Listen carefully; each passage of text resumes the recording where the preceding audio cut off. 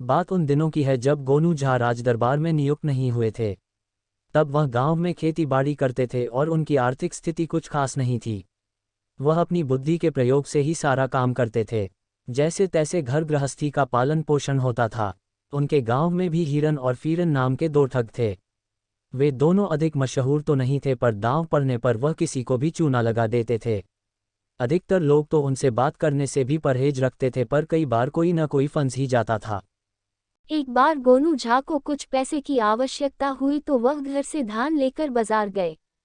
धान बेचकर उन्हें 120 रुपये मिले। उन्हें 100 रुपये की आवश्यकता थी तो 20 रुपया उन्होंने खर्च कर लेने का विचार किया। सब जानते हैं कि गोनू झा मिठाई के कितने शौकीन थे।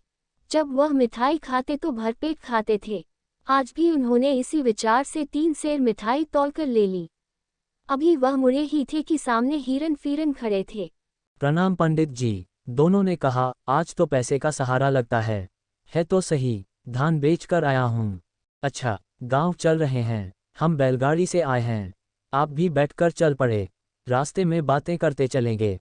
और मिठाई भी खा लेंगे। मिठाई तो खा लेना, पर यह तो बताओ कि तुम दोनों बैलगाड़ी लेकर बाजार में क्यों आए थे? गोनू झा ने पूछा।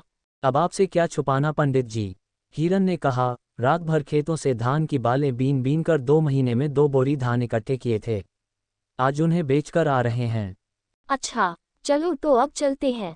तीनों जने बैलगाड़ी में बैठ गए। गोनू झा खुले दिल के आदमी थे।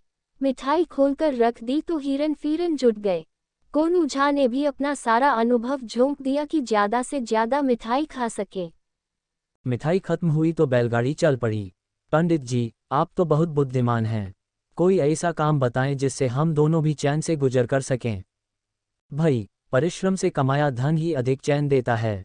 अब परिश्रम तो हमसे कहाँ होता है पंडित जी, हम ठहरे उठाए गिरे। तो फिर भैया चैन की बात क्यों करते हो? जैसी कट रही है कटने दो। पंडित जी, मुझे तो एक बात सूझ रही है। फीरन बोला, तुम भी कहो।